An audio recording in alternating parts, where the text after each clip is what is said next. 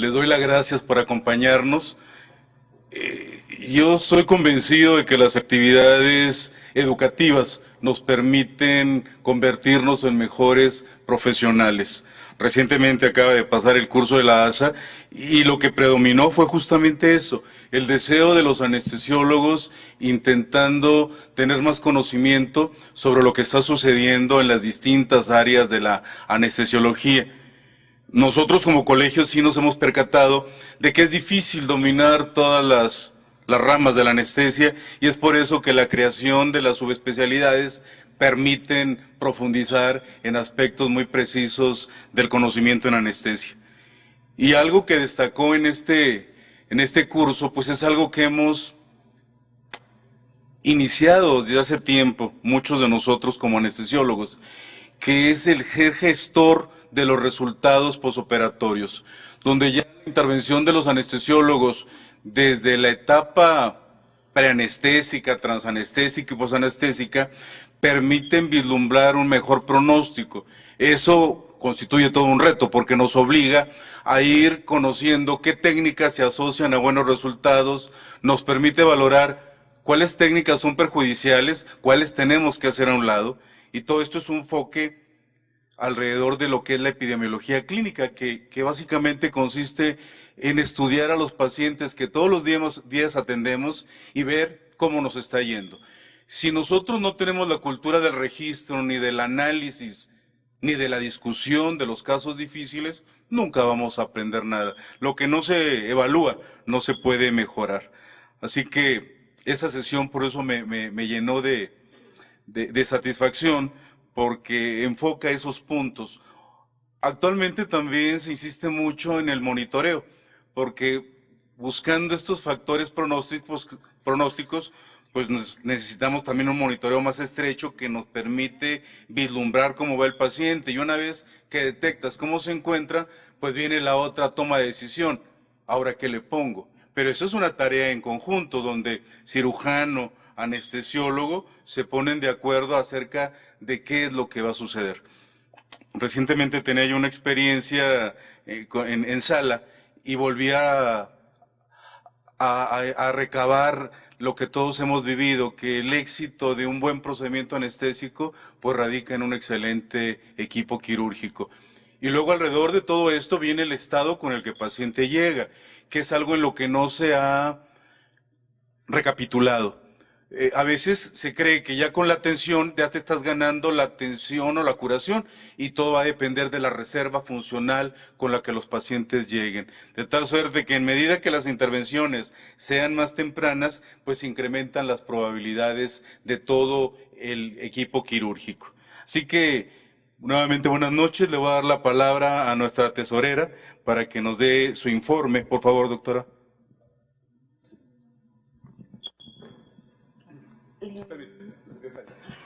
Bueno, muy buenas noches, bienvenidos a esta sesión. La lectura del acta de la asamblea anterior, que fue en octubre, el tema se trató de seguridad en anestesia. El coordinador fue el doctor José Emilio Miguel Loera. La asistencia presencial fueron 32 médicos, 39 médicos residentes y una enfermera. La asistencia virtual, 207 médicos.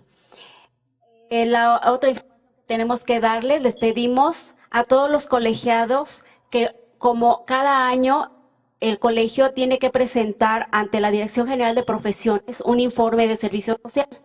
Por ello, estamos pidiendo a todos nuestros colegiados que nos envíen el trabajo que hicieron durante todo este año. Si gustan, pueden entrar a la página del colegio y ahí ya se encuentra el formato para que lo llenen. Por parte de la Secretaría es toda la información.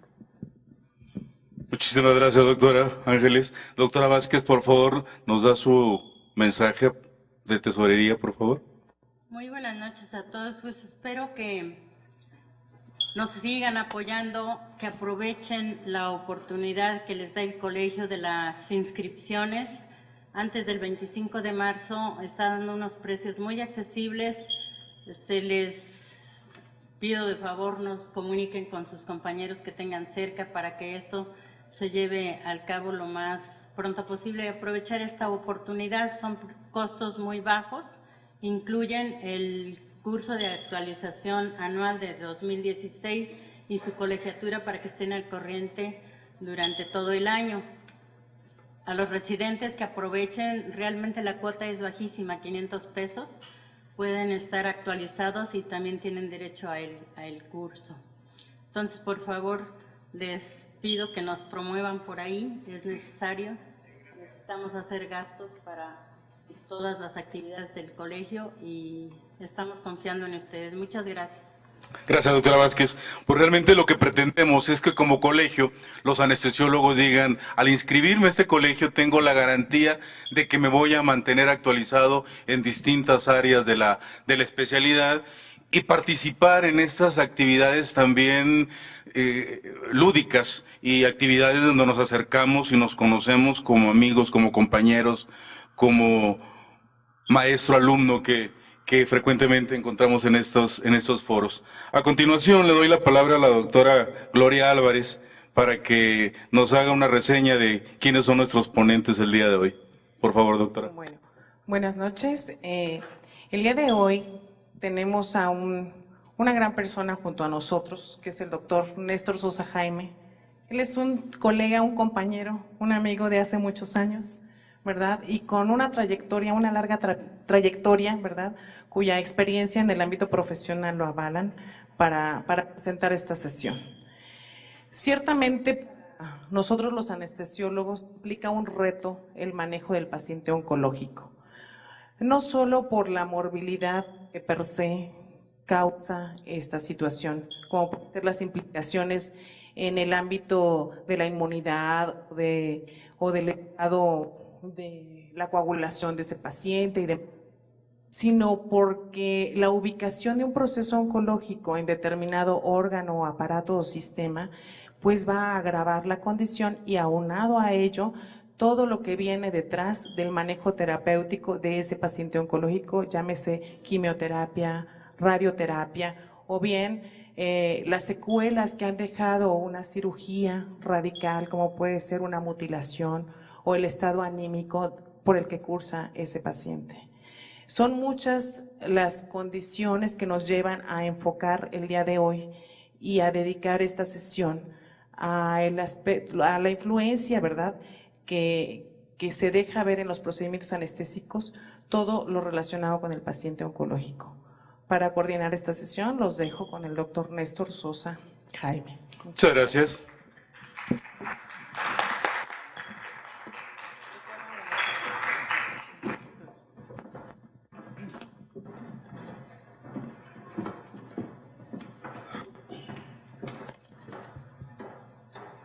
Bien, ya como un agradecimiento al Colegio Mexicano de Anestesia por la invitación, al doctor Castellanos y a su equipo de trabajo. Pues ya oyeron del Hospital de Oncología que somos aquí vecinos, nos atrevimos a venir con un tema no exactamente de anestesia, del manejo anestésico, sino condiciones del paciente e inmunología en el paciente con cáncer. Regularmente nosotros estamos acostumbrados a manejar que el paciente tenga X cantidad de líquidos, X cantidad de cosas, pero tenemos que ver el impacto que tenemos nosotros en el paciente con cáncer, no nada más en el transoperatorio, sino en el pre y en el postoperatorio. Van a haber temas más o menos interesantes, muy interesantes, en donde vamos a tocar más bien la inmunología del paciente y lo que nosotros le podemos hacer al paciente durante el en las transfusiones que hacemos nosotros, o cómo va a ir a repercutir en su vida posterior. Para iniciar, va a empezar con la doctora Carla Sánchez Arzate, que nos va a presentar el impacto de los anestésicos en el paciente con cáncer. La doctora es cardioanestesióloga y tiene ya muchos años trabajando en el Hospital de Oncología, tiene mucha experiencia y vamos a ver qué nos puede presentar. Bueno, gracias antes que nada al colegio, al doctor Castellanos, al doctor Sosa y bueno, los asistentes tanto presenciales como los virtuales por su tiempo. Vamos a empezar con el primer tema, que es precisamente el impacto de la técnica anestésica y analgésica en la recurrencia del cáncer. Vamos a ver a manera de introducción, pues, que el cáncer en Estados Unidos es la segunda causa de muerte, en nuestro país es la tercera causa, obviamente después de la diabetes y de las enfermedades hipertensivas. Es una enfermedad que se puede presentar en cualquier etapa de la vida, pero su riesgo obviamente aumenta con la edad, ya que se ha visto, las proyecciones son de que más del 75% se diagnostican en personas precisamente mayores de 55 años. Y bueno, últimamente, en este periodo de tiempo, en nuestro país, los casos por defunción, más bien la defunción por cáncer, se ha incrementado en casi el 20%. Obviamente, los tipos de cáncer que causan mayor mortalidad pues son el cáncer pulmonar y el broncogénico, seguido por el cáncer de próstata. Esto es obviamente una patología masculina, seguido del cáncer de hígado y páncreas. Y en las mujeres, pues el cáncer de mama, cuya incidencia ha tenido un crecimiento con respecto al cáncer cervicouterino, por ejemplo. Y bueno, ¿cómo lo define la OMS? El cáncer está definido como un proceso de crecimiento y diseminación incontrolado de células que pueden aparecer prácticamente en cualquier lugar del cuerpo. Suele invadir el tejido circundante y puede también provocar metástasis, invasión a sitios distantes.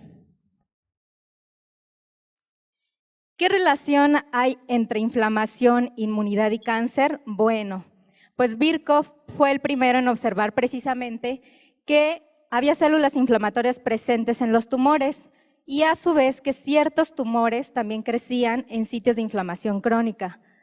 ¿Esto qué quiere decir? Pues que solo una minoría de los cánceres son causados por mutaciones germinales, mientras que el 90% van a estar vinculados con mutaciones somáticas y relacionados a factores ambientales.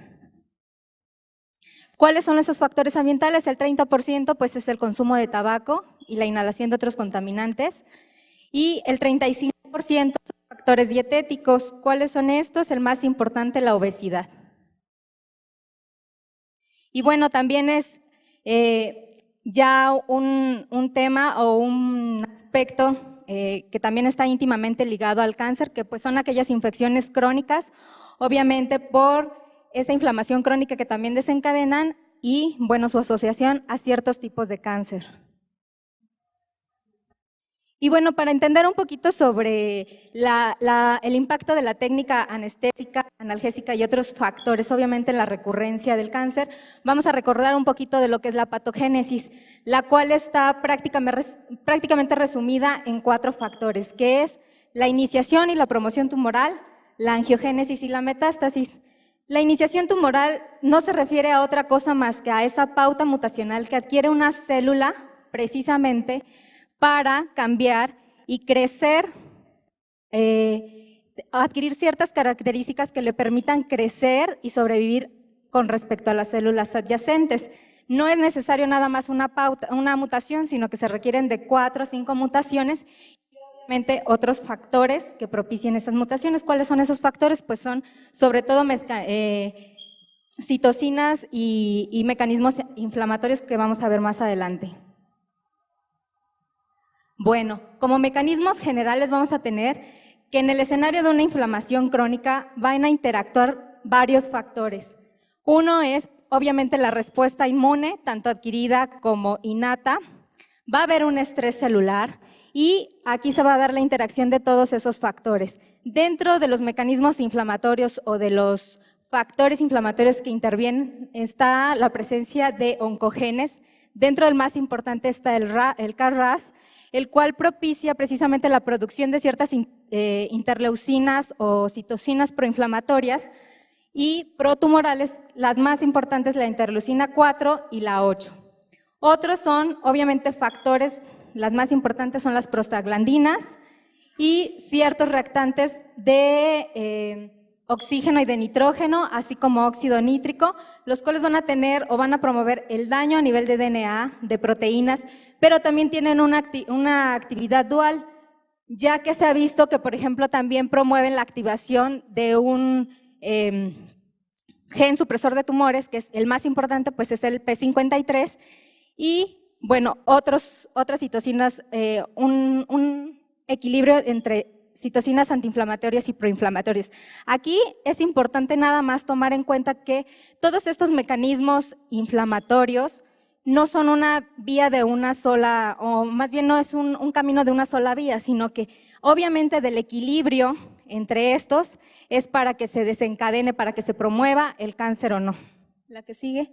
La promoción del tumor, que es otro de los mecanismos, no es más que precisamente el crecimiento a través de esa célula que ya tuvo un cambio, y obviamente también esa célula va a secretar algunas otras sustancias que a muchas células que se encuentran en estado latente les permite también cambiar y crecer. La anterior.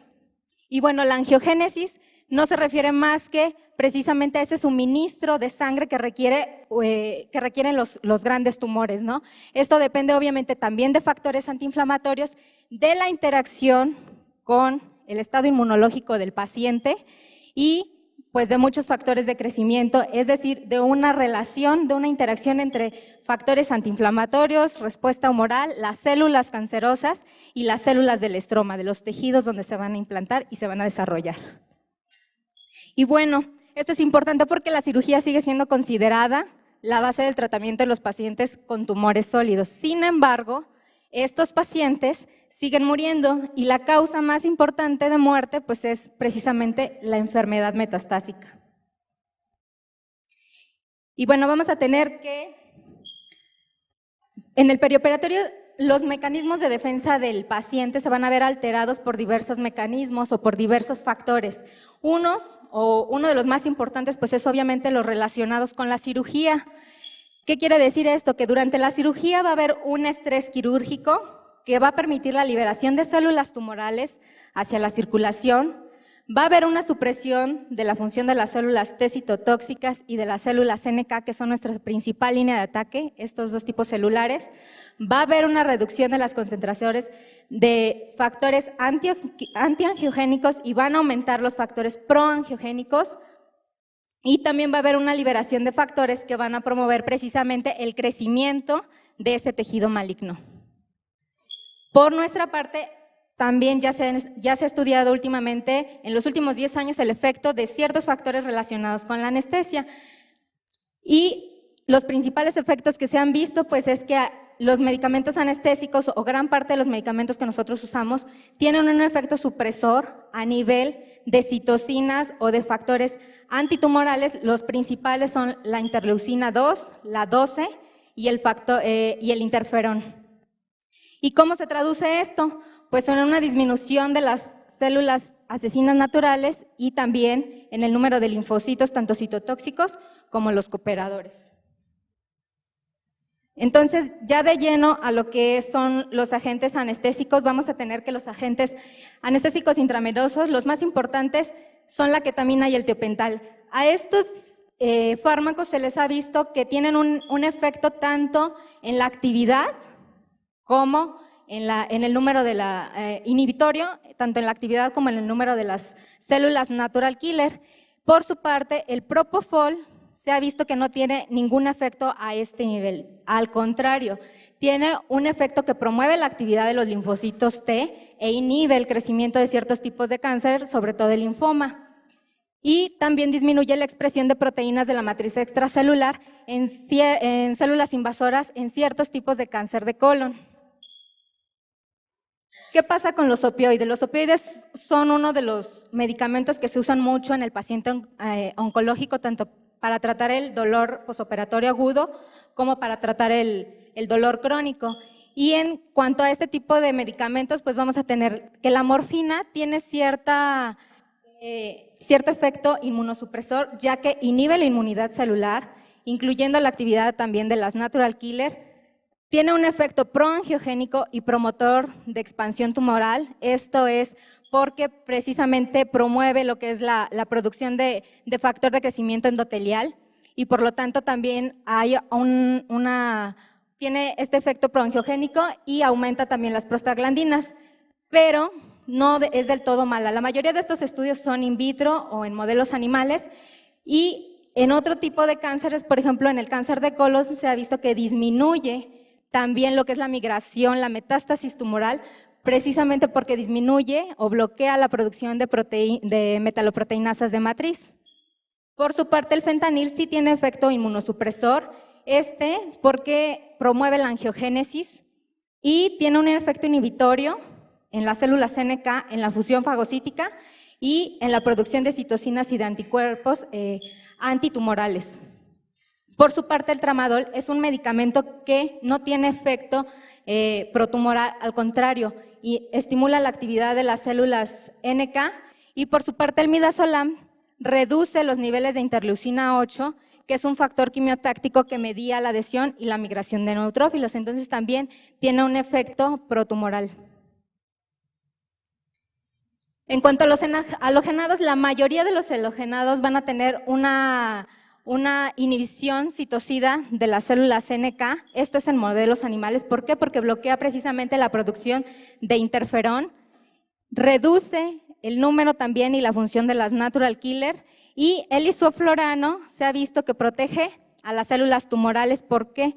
Porque bloquea precisamente el factor de necrosis tumoral, entonces con esto se bloquea la apoptosis precisamente de estas células. En cuanto al óxido nitroso, este se ha asociado, el uso de este agente se ha asociado con el desarrollo de cáncer de pulmón y metástasis en hígado. Y también tiene un efecto a nivel de células hematopoyéticas, bloqueando la producción de purinas y la síntesis de ADN. Ahora, últimamente hay muchos estudios que precisamente se dedican a investigar el efecto de la técnica o de las técnicas regionales precisamente en la recurrencia del cáncer. Como todos sabemos, la anestesia o las técnicas regionales lo que hacen es que disminuyen el estrés quirúrgico, disminuyen también el dolor y disminuyen la respuesta neuroendocrina en la cirugía. Entonces, todos estos factores son también factores que intervienen de cierta manera en la recurrencia del cáncer. Se ha visto que la anestesia combinada reduce también los requerimientos anestésicos y por lo tanto se cree o se ha visto en ciertos estudios, sobre todo retrospectivos, pues que puede tener un efecto favorecedor o disminuyendo la inmunosupresión precisamente. Y bueno, en cuanto a la recurrencia de cáncer en el periodo postquirúrgico, también la técnica o la anestesia combinada se ha visto que disminuye precisamente la recurrencia en aquellos pacientes que fueron tratados con una técnica combinada o con anestesia regional.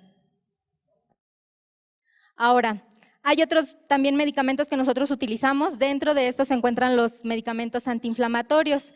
Aquí es importante tomar en cuenta que la terapia antiinflamatoria por sí misma no es citocida. ¿Qué se ha visto con respecto a estos medicamentos?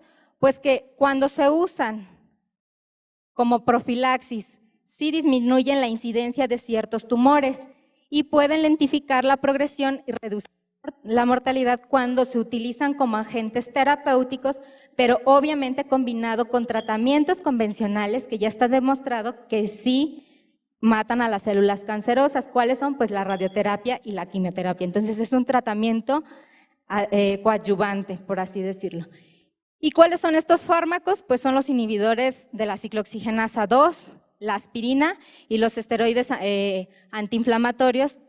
El más específico o el más utilizado, pues la dexametasona. La que sigue. Y bueno, ¿qué conclusión sacamos de todo esto? Pues precisamente que vamos a tener en el paciente oncológico la interacción de varios factores que van a intervenir en la recurrencia. ¿Cuáles son estos? Precisamente las técnicas que nosotros utilicemos, algunos otros factores como son la anemia, la transfusión y la hipotermia con la cual curse el paciente durante el transoperatorio, y bueno, el uso de otros medicamentos como son los inhibidores de la ciclooxigenasa, alfa-agonistas, porque también hay tumores que tienen receptores para estos medicamentos. Y bueno, es muy importante tomar en cuenta que estos son factores que van a interactuar todo el tiempo en este tipo de pacientes. Sin embargo, también es muy importante tomar en cuenta que la mayoría de estos estudios son en modelos animales y en modelos in vitro. Entonces, ya actualmente se han desarrollado estudios, sobre todo en pacientes con cáncer de próstata, con cáncer de colon, cáncer de mama, es uno de los pacientes que se han estudiado mucho, precisamente la interacción de estos factores, y pues que se necesitan precisamente más estudios para tomar en cuenta cómo están interrelacionados estos factores y cómo nosotros podemos precisamente intervenir en lo que es la recurrencia del cáncer en este tipo de pacientes. Y pues eso sería todo. Vamos a empezar con el tema. Vamos a ver que los objetivos de esta revisión, el primero es explicar los mecanismos de inmunomodulación asociada a hemotransfusión en el paciente oncológico. Otro va a ser explicar el impacto clínico de esta hemotransfusión en el paciente oncológico y finalmente vamos a revisar cómo podemos mejorar las prácticas transfusionales en este paciente. Bueno, ¿cuáles son los mecanismos de inmunomodulación asociada a la hemotransfusión? Ya veíamos en la plática previa que ante un evento de transformación celular en célula cancerígena se puede desencadenar una serie de reacciones inmunológicas. Por un lado, podemos tener una reacción antitumoral mediada por estas interleucinas, de las cuales la interleucina 2 es muy importante porque va a favorecer la actividad de las células NK que van a destruir directamente a las células tumorales. Y por otro lado tenemos una respuesta protumoral mediada por estas interleucinas. Entonces aquí vemos que la célula tumoral en la presencia de estos inmunosupresores o inmunomoduladores se va a favorecer su crecimiento hasta llegar a la invasión linfática o vascular sanguínea, ¿sí? Entonces, estos, ya mencionaba la doctora Carla, algunos de los factores que nosotros estamos utilizando, a los que nosotros exponemos al paciente en el transoperatorio y que son protumorales. Mencionó los anestésicos, pero también el mismo dolor, la hipotermia y obviamente la hemotransfusión desencadenan este tipo de respuesta de inmunomodulación protumoral. Y nosotros, pues, podemos combatirla en la medida de las posibilidades, procurando tener la temperatura normal, controlando el dolor, disminuyendo el estrés quirúrgico con las técnicas anestésicas, seleccionando bien los opiáceos y obviamente tener mejores prácticas transfusionales. La que sigue, por favor. La que sigue. Bueno, ¿cuáles son estos mecanismos de inmunomodulación? Inmunomodulación es modular el sistema inmune, o sea, inmunosupresión. Primero vamos a tener mecanismos por sustancias solubles, después mecanismos celulares, el microquimerismo y finalmente vamos a ver algunos beneficios de esta inmunomodulación. Bueno, dentro de las sustancias que conllevan los paquetes globulares o cualquier producto hemático que va a ser transfundido, hay en el plasma este tipo de compuestos que van a inhibir directamente la función de neutrófilos, ¿sí? Y se van a incrementar con el tiempo de almacenamiento. Y de hecho, este tiempo de almacenamiento ha sido uno de los factores, importantes que se ha discutido mucho con respecto a la hemotransfusión en el paciente con cáncer y en cualquier otro tipo de paciente. Lo vamos a ver más adelante.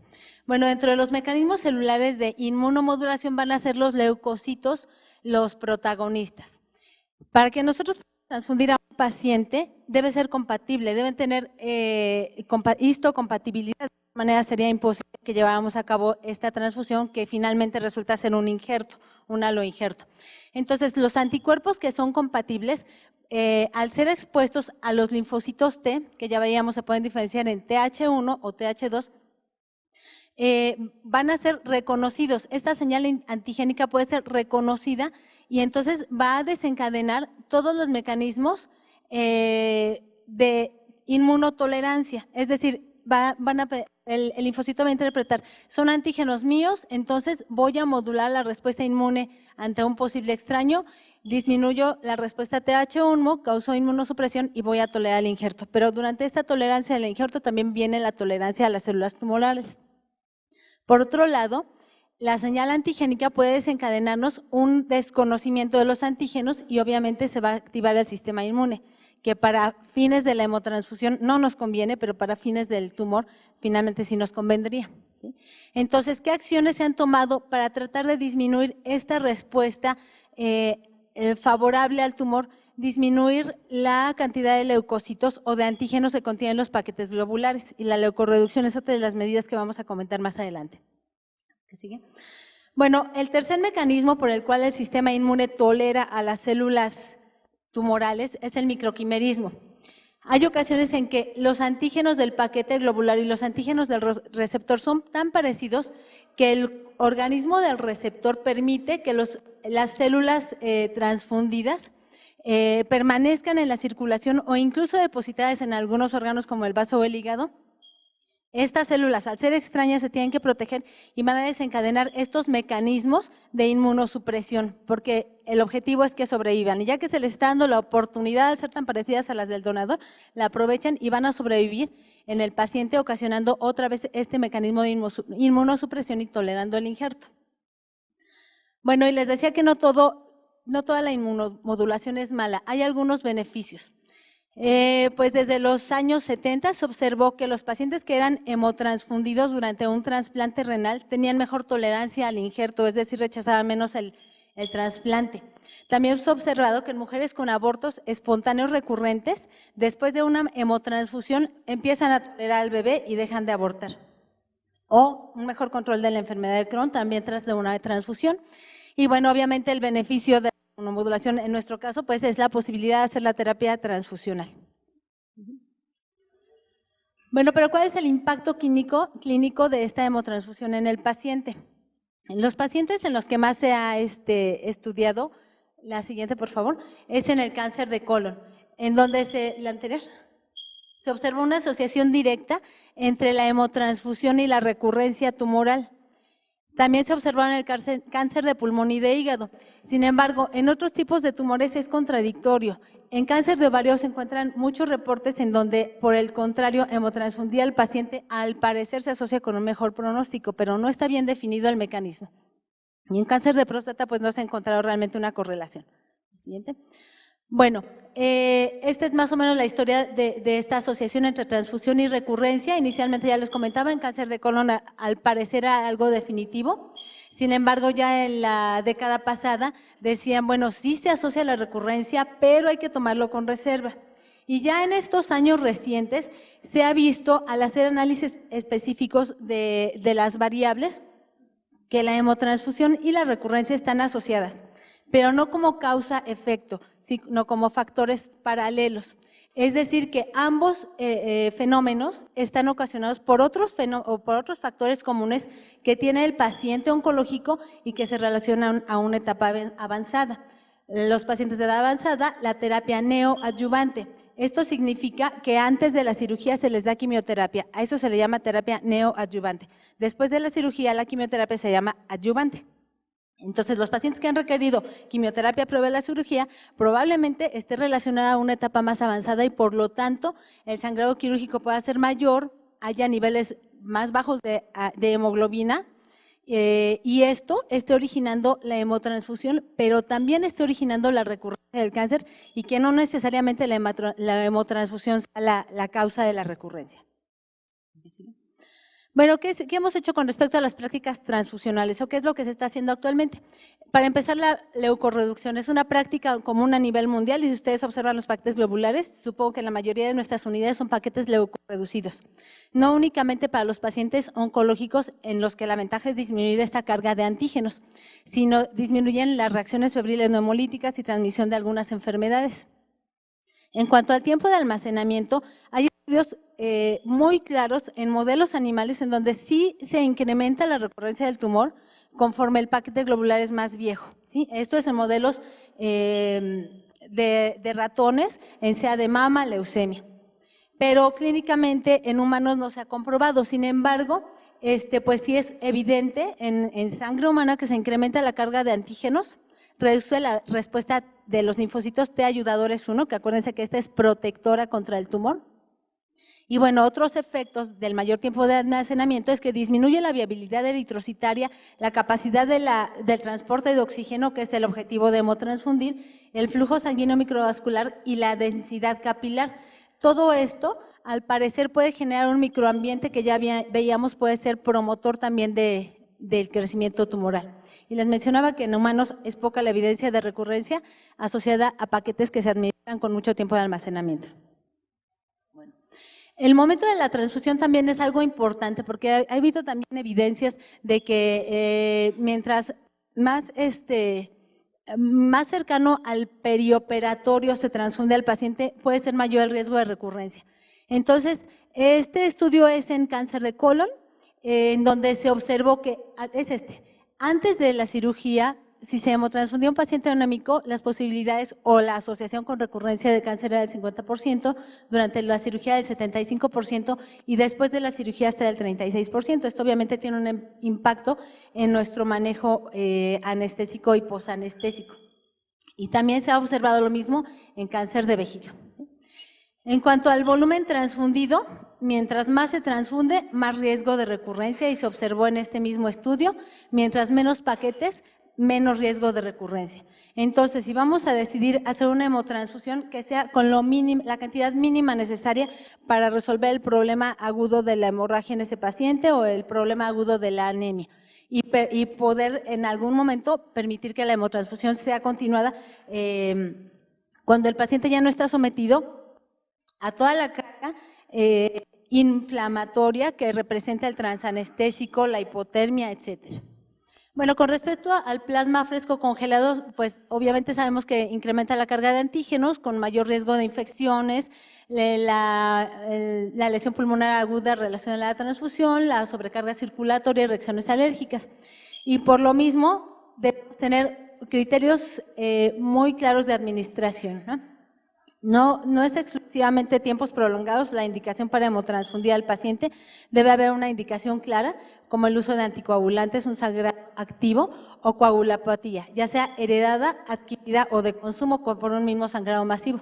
Y en cuanto a la recurrencia tumoral, no se ha visto una correlación específica. Lo mismo con las plaquetas, se incrementa la carga antigénica, pero tampoco se ha observado en humanos una asociación al incremento de la recurrencia tumoral. La que sigue. Bueno, y aquí viene un punto que puede ser doloroso para muchos de nosotros porque queremos, bueno, ¿con cuánto nivel de hemoglobina voy a transfundir al paciente? Vamos a ver que el paciente oncológico tiene diferentes causas de anemia, desde la presencia de tumores en la cavidad oral o en el tracto digestivo, también la disminución en la hematopoiesis generada tanto por la quimioterapia, la radioterapia o la infiltración a la médula ósea. Puede haber sangrado crónico, o hemólisis o sangrado activo. El sangrado quirúrgico puede llevar de un 25 a un 75% de los pacientes a anemia durante la cirugía. Y bueno, aquí se hizo una revisión de diversas asociaciones de bancos de sangre, de anestesiólogos, intensivistas, de diferentes regiones del mundo, Europa, Estados Unidos, Oceanía. Y esta tabla, en cuya elaboración participó otra compañera, la doctora Laura Bacchio, sacamos en conclusión que en general dan estas recomendaciones. Con un nivel de hemoglobina por debajo de 6, la transfusión está generalmente indicada, salvo circunstancias excepcionales. No se podrá imaginarme un grupo raro y no se consigue la sangre, alguna cosa por el estilo, pero generalmente va a estar indicada.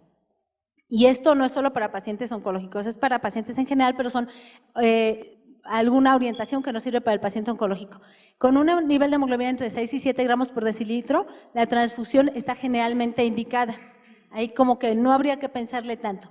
El asunto difícil viene en esta zona de penumbra que decimos, bueno, tiene 7, tiene 8, lo transfundo ahorita, no lo transfundo. Y se recomienda dejar la transfusión para después de la cirugía.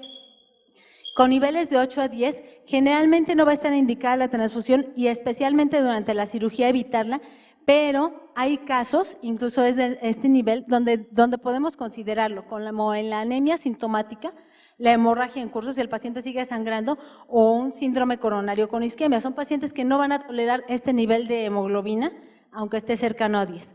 Y por arriba de 10, la transfusión generalmente no está indicada. Entonces, bueno, vamos a ver esto de manera funcional. Este cuadrito está representando por aquí la capacidad funcional del paciente y de este lado diversas condiciones clínicas.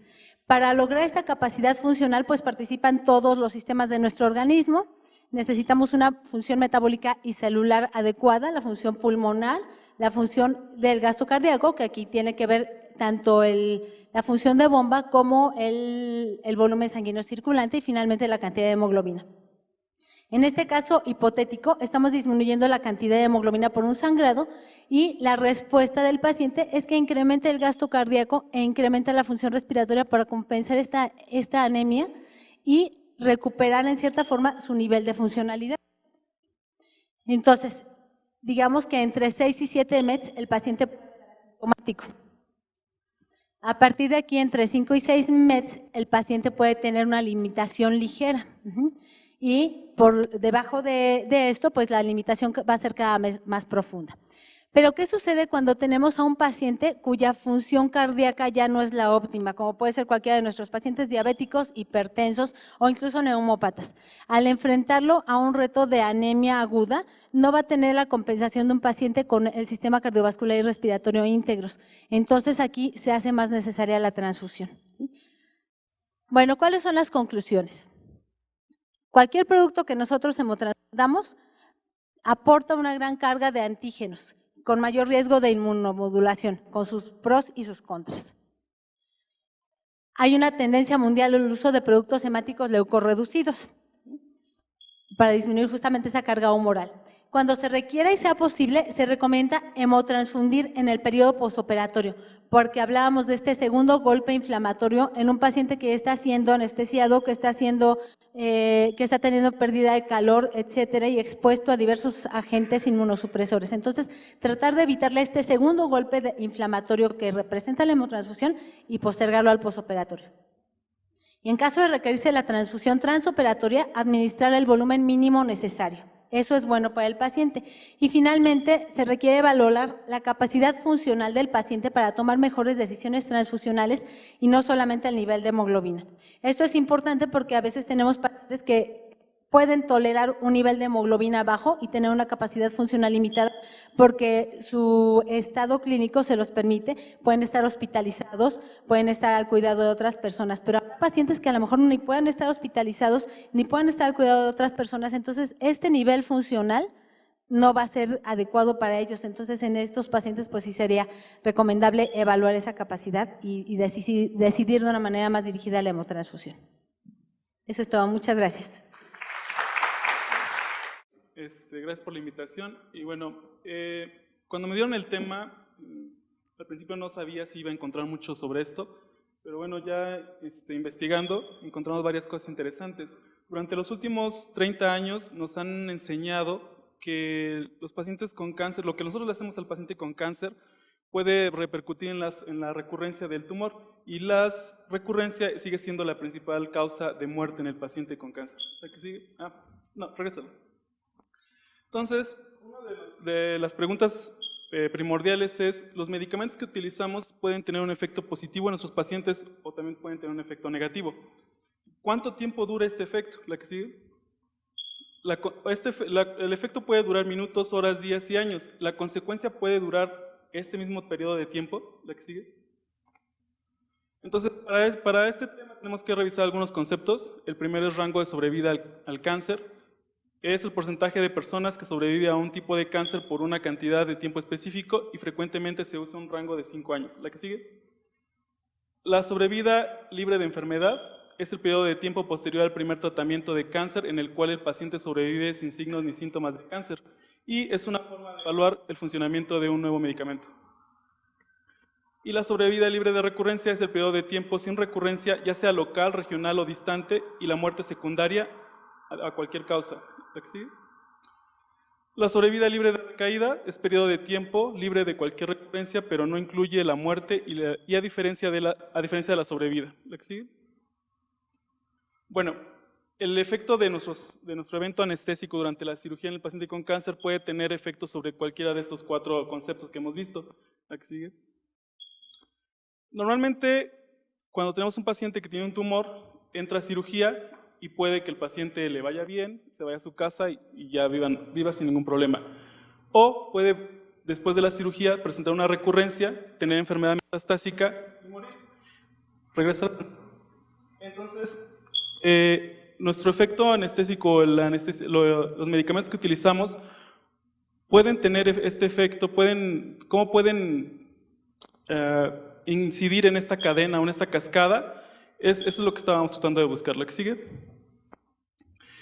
Y bueno, vamos a ver los artículos que están publicados sobre sobrevida, que son realmente menores a los que están publicados sobre recurrencia. El primero es del Dr. Vicky. Aquí en una revisión sobre prostatectomía bajo anestesia y analgesia epidural contra prostatectomía bajo anestesia general y analgesia con opioides, se encontró que los pacientes con analgesia regional tenían un 57% menos de recurrencia. ¿La que sigue? Sui encontró que a un seguimiento de 5 años de prostatectomía, anestesia general contra anestesia general más bloqueo epidural, no se encontraba diferencia en la sobrevida libre de enfermedad. ¿La que sigue? Zeng encontró en un estudio en China retrospectivo 819 pacientes, seguimiento a 4 años en carcinoma hepatocelular. Es importante, la mayoría de los estudios que tenemos, tanto para recurrencia como para sobrevida, son retrospectivos. En los pacientes anestesia con catéter epidural para analgesia postoperatoria o morfina epidural en el postoperatorio.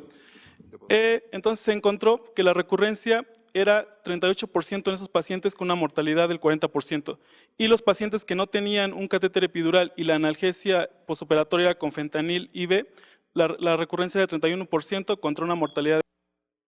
Entonces este es uno de los primeros artículos que nos contradice que la analgesia epidural durante la cirugía y postoperatorio tiene menor mortalidad. ¿La que sigue? Y bueno, una de las cuestiones que se ven aquí es que los pacientes que tenían catéter epidural probablemente era un marcador de tumores más extensos. Normalmente cuando el tumor es más grande tratamos de poner un catéter epidural para tener un mejor control de la cirugía posterior porque las heridas son más grandes. Si el tumor es más pequeño no se coloca ese catéter porque creemos que podemos controlar más la analgesia postoperatoria con opioides o con otros medicamentos. ¿La que sigue? Ismail encontró que la progresión del tumor en pacientes con cáncer cervical tratadas con braquiterapia, ya sea con bloqueo epidural o con anestesia general, no encontraban diferencias en la mortalidad ni recurrencia. La mayoría de nuestros pacientes en el estudio de oncología, los tratamos a estos pacientes de braquiterapia con anestesia general, mientras que en países europeos se trata con bloqueo epidural. Sin embargo, como vemos en este artículo, no hay tanta diferencia en la mortalidad ni en recurrencia. ¿La que sigue? Lin encontró que el adenocarcinoma de ovario en 143 pacientes, la sobrevida de 3 a 5 años con anestesia regional, ya sea anestesia y analgesia regional postoperatoria, la sobrevida es de 78% y de 61% de 3 a 5 años. Contra la anestesia general y analgesia opioide, la sobrevida es de 58% y 49%. Entonces es un artículo que apoya un poco más a la anestesia regional y es lo que se nos ha dicho casi siempre, ¿no? Gupta, que es uno de los que más escribe sobre esto, encontró en un estudio en Suecia 655 pacientes en cáncer rectal, también es retrospectivo. La mayoría de los estudios, como ya lo vimos también con la doctora Carla, están hechos en cáncer rectal, en prostatectomía, sin cáncer de mama. La anestesia y analgesia epidural contra anestesia general y analgesia opioide, se encontró una mayor recurrencia cuando utilizamos anestesia general. ¿La que sigue?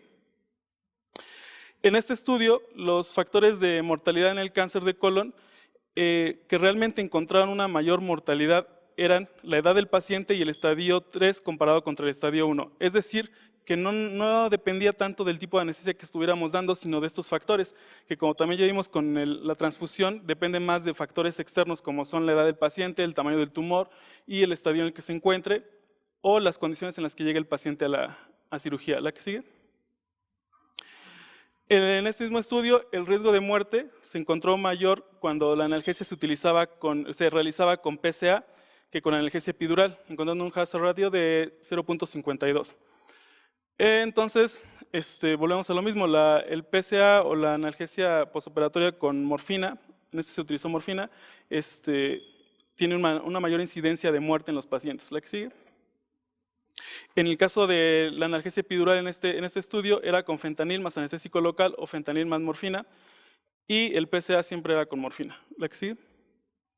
Ahora bien, en los últimos 10 años se han tratado de encontrar que el propofol, como ya lo vimos en varios estudios, disminuye el estrés quirúrgico y la actividad antitumoral probablemente relacionada a inhibición de la ciclooxigenasa. Esto se ha estudiado más en pacientes con CA de mama, en los que se ha encontrado que incluso puede llegar a destruir tumor residual o células residuales de cáncer. Sin embargo, cuando utilizamos la TIVA, siempre seguimos utilizando un opioide. El propofol no es un anestésico que se utilice como un anestésico único para estos pacientes. Entonces, ¿la que sigue? Solo hay 2 estudios grandes sobre TIVA en sobrevida y el primero es LIVE, que en una revisión retrospectiva en carcinoma hepatocelular encontró que la sobrevida libre de recurrencia a 1, 3 y 5 años, anestesia general contrativa, en la anestesia general se utilizaba fentanil y analgesia posoperatoria con epidural, encontró esos resultados, 84% al año contra 85%, 40% contra 60% y 26% contra 52%. Entonces, aquí vemos que la sobrevida libre de recurrencia se mejora un poco con la activa, pero hasta el tercer año y en el quinto año. ¿La que sigue? La sobrevida 1, 3 y 5 años, anestesia general anestesia general con fentanilo y analgesia con epidural versus TIVA era de 93% contra 95%, 79% contra 85% y 53% contra 69%. Entonces aquí sigue siendo la TIVA como una mejor elección para estos pacientes. ¿La que sigue?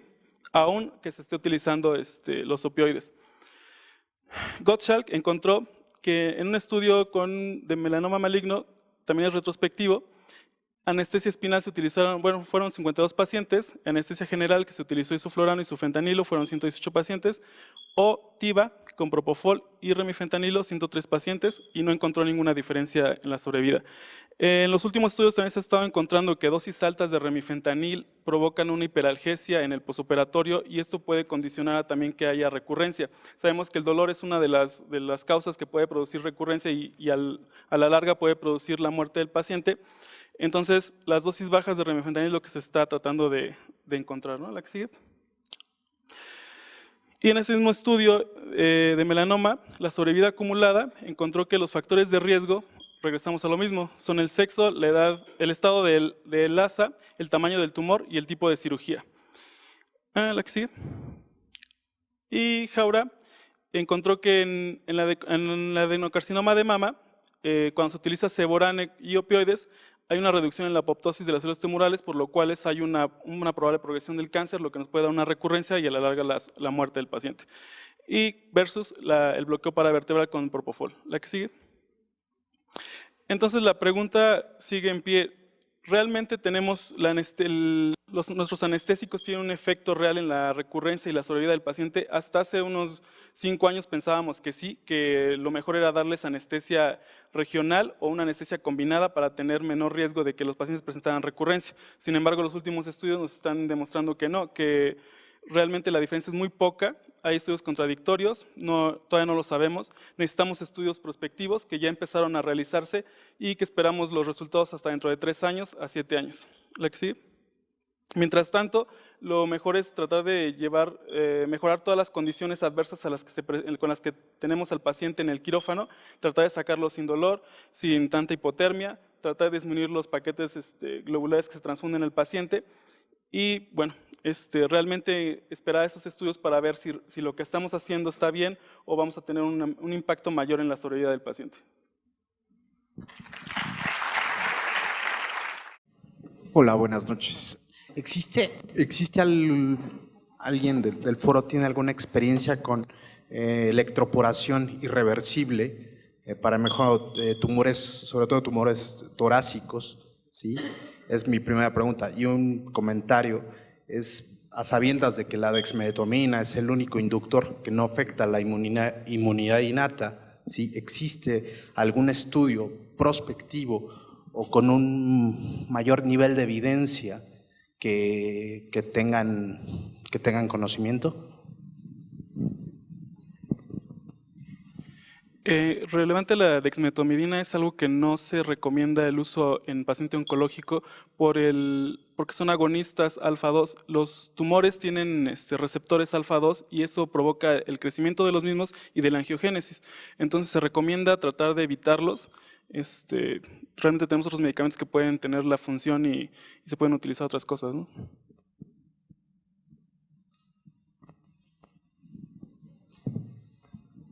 Muchas felicidades por la presentación. Tienen realmente una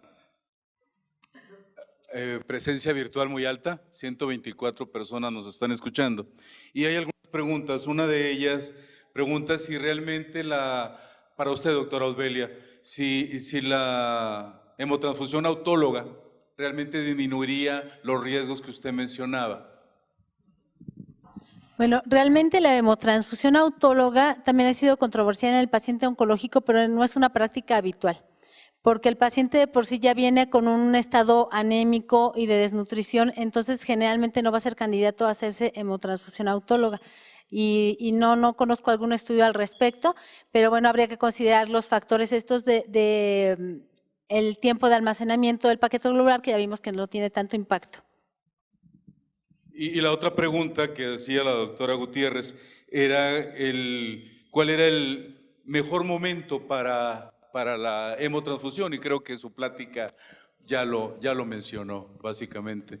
Y esa práctica razonada en cuanto a la hemotransfusión. Y le preguntaban a la doctora Carla que qué fármacos, desde el punto de vista anestésico, serían los que nosotros no deberíamos utilizar en el paciente oncológico. Bueno, como ven en la plática y en los estudios que se han hecho, se sataniza la morfina. Sin embargo, también como vimos en las pláticas y en los artículos que se presentan en los estudios, pues es uno de los medicamentos que más se usa en el control del dolor crónico, en el paciente oncológico sobre todo. Entonces aquí no es de que no se deben de usar, ¿no? Es un medicamento que se ha visto que tiene efecto inhibitorio sobre las células natural killer, sobre el número, pero por ejemplo en un paciente crónico terminal, pues es un medicamento que está indicado totalmente. Entonces es individualizar al paciente, y como ustedes también vieron, hay estudios en donde al contrario se ve un efecto, por ejemplo, benéfico de los opioides, ¿no? Entonces, aquí lo importante es controlar todos los demás factores, el dolor, el estrés quirúrgico, la hipotermia. No hay como tal un medicamento del cual no debamos o debamos dejar de usarlo, ¿no? Si está indicado, obviamente en el contexto del paciente, pues tenemos que usarlo. Simplemente esta es evidencia, y como también les comentaba, muchos de los estudios se hacen en in vitro, en modelos animales, y dentro de los pacientes oncológicos más estudiados, pues son pacientes con cáncer de mama, de próstata, de colon, ¿no? Entonces el resto de los pacientes oncológicos, ¿qué pasa? Pues tenemos que profundizar en estudios ahí. Entonces, como tal, no hay un medicamento prohibido, simplemente tenemos que particularizar al paciente. Muchas gracias, doctora. ¿Alguien más tiene comentarios o preguntas? Pues yo solamente felicitarlos, porque tocó al final el doctor Lenin un aspecto muy importante.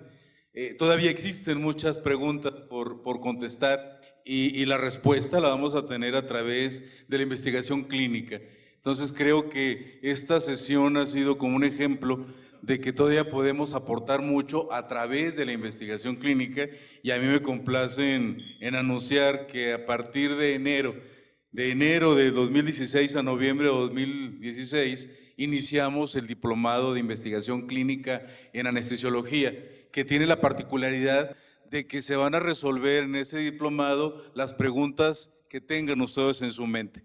Yo siempre he dicho que en nuestro país existe mucho talento en el área anestesiológica, y creo que esta sesión es un ejemplo de ello. Muchísimas gracias.